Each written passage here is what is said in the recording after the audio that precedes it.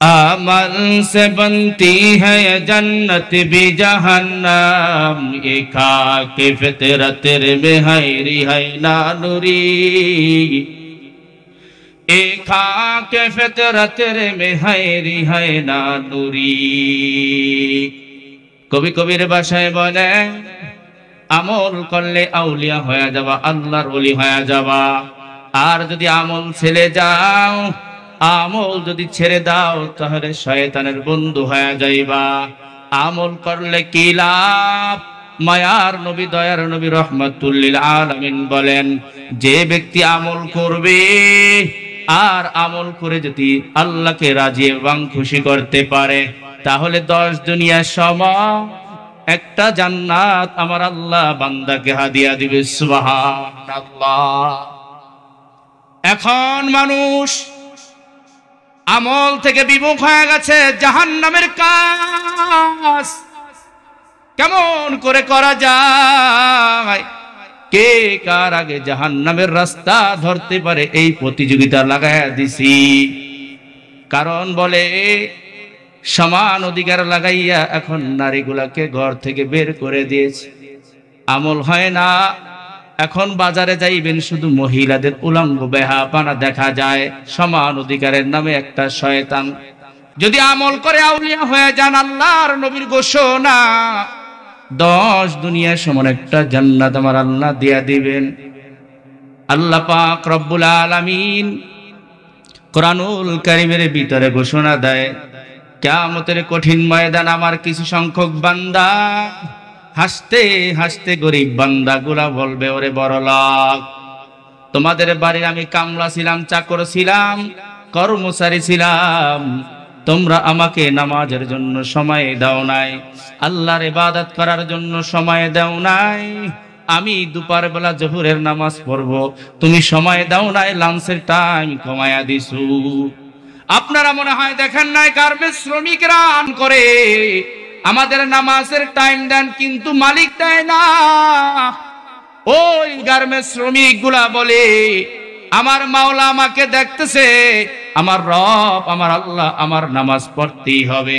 কিন্তু গার্মেন্টস শ্রমিকের এই দাবি তারা মানে না, বলে নামাজ পড়া লাগবে না, বাসায় গিয়া নামাজ পড়ো। এই সকল বড় লোকেরা কাল কিয়ামতের ময়দানে আসামির কাঠ গড়ায় আল্লাহ পাক রব্বুল আলামিন দাঁড় করাইবেন, হ্যান্ডকাপ লাগায়া দাঁড় করাইবেন।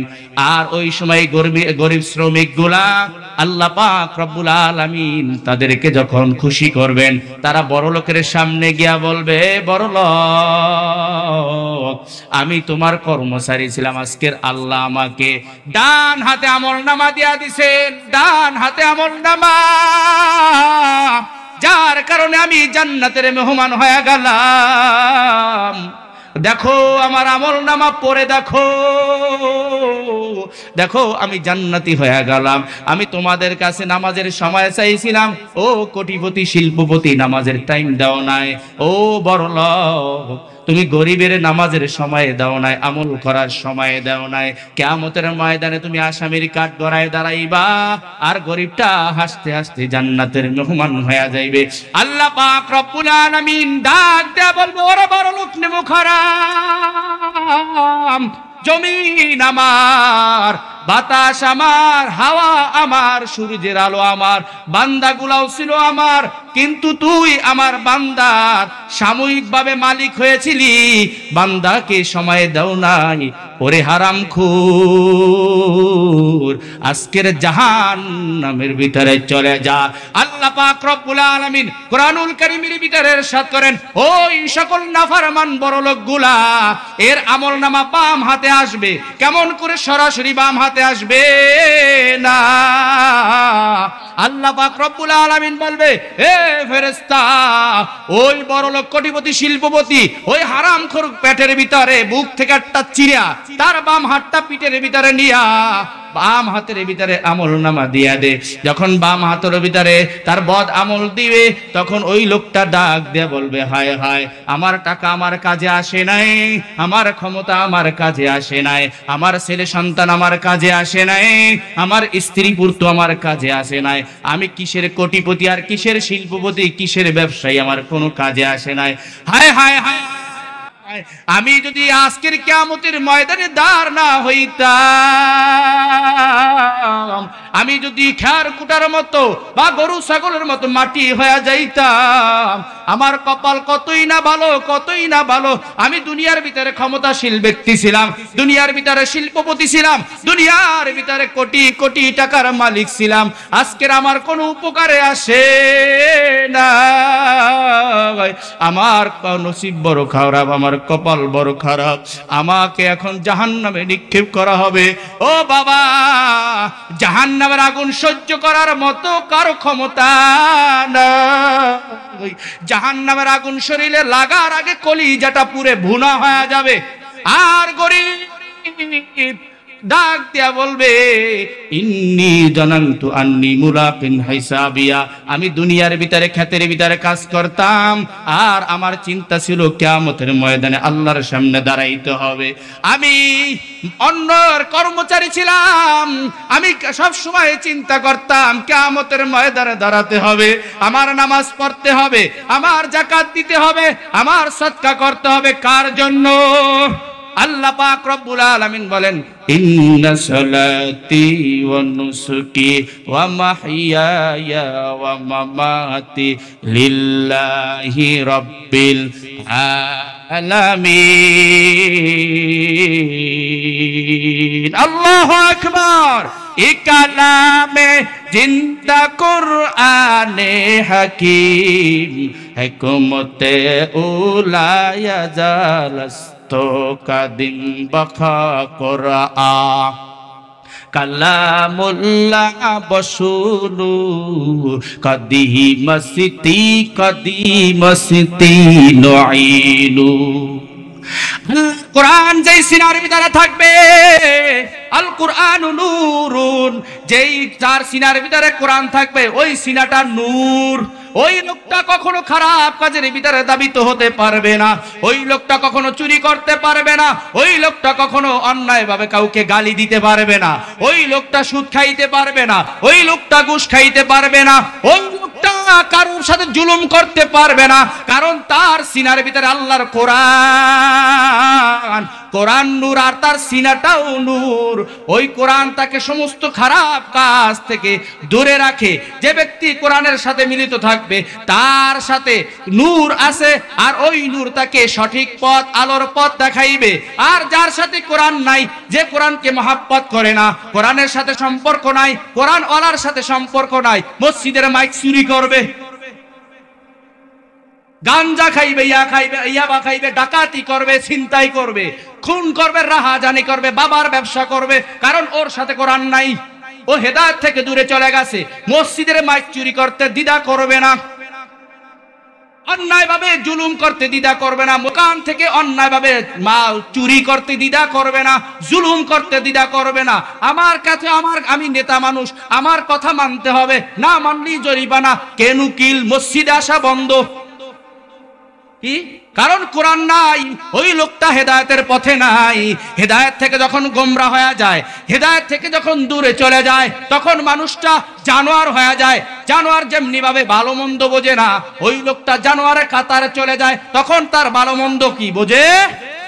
এই জন্য কোরআনওয়ালার সাথে থাকতে হবে, কোরআনওয়ালাকে বন্ধু বানাইতে হবে, কোরআনওয়ালার সাথে সম্পর্ক রাখতে হবে। যদি কোরআনওয়ালাদের সাথে সম্পর্ক রাখেন, কি হবে? কি হবে? মায়ার নবী, দয়ার নবী রাহমাতুল লিল আলামিন বলেন, কিয়ামতের কঠিন ময়দানে বান্দাগুলা কিয়ামতের ময়দানে উঠবে, ওঠার পর একদল মানুষ জাহান্নামী হয়ে যাবে। এমন সময় উলামায়ে কেরাম তার পাশ দিয়ে হেঁটে হেঁটে জান্নাতে যাবে, স্বাগতম দিয়ে তাদেরকে জান্নাতে নেওয়া হবে। এমন সময় আওয়াম মানুষ ডাক দিয়ে বলবে, ও ভাই, আমি তো জাহান্নামের আসামি হয়ে গেলাম,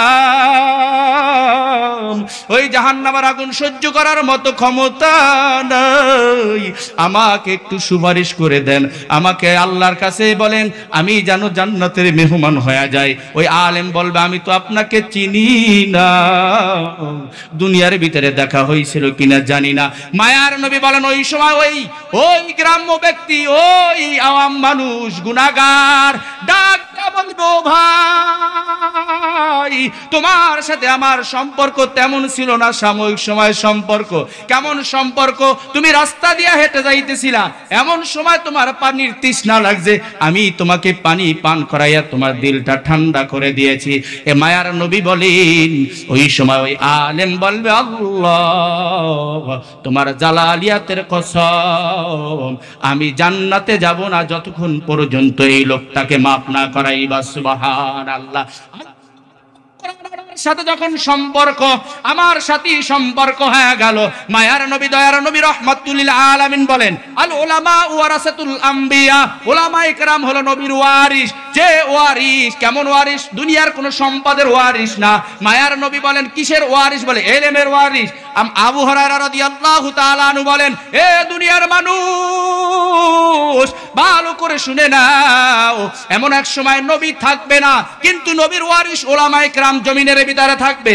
যে ব্যক্তি উলামায়ে কেরামের চেহারার দিকে তাকায়া রইলা, সে যেন মায়ার নবীর চেহারার দিকে তাকায়া রইলা। কেমন যেন মায়ার নবীর দিকে তাকায়া রইলা। যে ব্যক্তি উলামায়ে কেরামের সাথে মুসাফা করলা, কেমন জানি সে মায়ার নবীর সাথে মুসাফা করলা।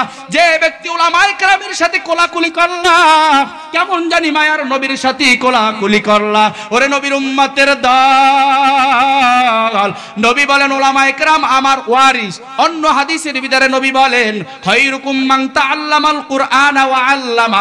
জমিনের ভিতরে দুই দল লোক হলো উত্তম। কয় দল? দুই দল লোক হলো উত্তম। এক দল লোক হলো যে ব্যক্তি কোরআন শেখে, তলবে ইলম, যারা মাদ্রাসার ছাত্র। মায়ার নবী অন্য হাদিসের ভিতরে বলেন, দুনিয়ার কোন মানুষের পায়ের নিচে ফেরেশতারা তার রহমতের পাখাগুলা বিছায় না, শুধু একদল মানুষের বেলায় ওই রহমতের ফেরেশতা তার নরম পাখাগুলা ওই সন্তানের পায়ের নিচের ভিতরে বিছায় দেয়। মায়ার নবী বলেন, সেই সন্তানগুলা হলো, সেই দলগুলা হলো যারা কোরআন শিক্ষা করে। খায়রুকুম মান তাআল্লামাল কুরআন, যারা কোরআন শিক্ষা করে তাদের পায়ের নিচে রহমতের ফেরেশতা নরম পাখাগুলা বিছায়া দেয়। তো স্কুল মে কলেজ মে পড়ো কুছ নেহি নুকসান, তো স্কুল মে কলেজ মে পড়ো কুছ নেহি নুকসান, ইসলাম কি তামাম হুদুদ জব করো ফরমান, इस्लाम की तमाम हुदूद सब करो फरमान। स्कूल में पढ़कर जब कुरान सुर दिया, अफसोस आजब ठिकाना है हाविया। আমরা কোরআনওয়ালাদের সাথে থাকবো কিনা? যতদিন বাঁচবো কোরআনওয়ালাদের সাথে থাকবো, মাদ্রাসার সাথে থাকবো, মসজিদের সাথে থাকবো। কোরআনওয়ালারা যা বলে তা আমরা মেনে চলবো। উলামায়ে কেরামদেরকে দেখে বাঁকা নজরে তাকায়েন না, হায় হুজুর তো খাইবিটা কি মাদ্রাসায় পড়াইয়া। এক মাহফিলে 17 বছর ভর্তা খাইছি, খাওয়ার পরে টাহা দেশে টাহা দিয়ে হুজুর ঠিক মতো খাওয়াতে না, মাফ করে দেন। আপনাকে কয়দিন কইছি? হ্যাঁ, কোরআনের যেমনি সম্মান আছে, কোরআনওয়ালারও তেমনি সম্মান। এই মুফতি সাইদ সাহেবের মতো হাজারো সন্তান এই অঞ্চলে আছে না? এই আমাদের মাহফুজের মতন হাজারো সন্তান এলাকায় আছে না? কি প্যান্ট পরাটাই পরা, কিন্তু সম্মান করেনি। কওটা ফ্যান পরা। এই যে মাহফুজুর রহমান জাহাদির সম্মান বাড়লো কেন? মুফতি সাইদ সাহেবের সম্মান বাড়লো কেন? আব্দুল সালাম আরিফের সম্মান বাড়লো কেন?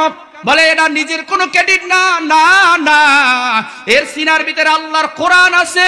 এই কোরআনের কারণে আপনারা মসজিদে ইমামতিতে সামনের কাতারে দেন, পিছনে মুসল্লি হিসাবে দাঁড়ান। আপনারা আজকের শ্রোতা হিসেবে বসে আছেন। উলামায়ে কেরাম কি বলবে শুনবেন, আমল করবেন, জান্নাতের পাথেয় জোগাড় করে নেবেন। আমাদের মতো হাজারো যুবক ভ্যান চালায়, হাজারো যুবক আমাদের মতো আছে রিক্সা চালায়, গার্মেন্টসের শ্রমিক, জাহাজে কাজ করে, আছে কিনা? কিন্তু কিসের জন্য সম্মান হইল?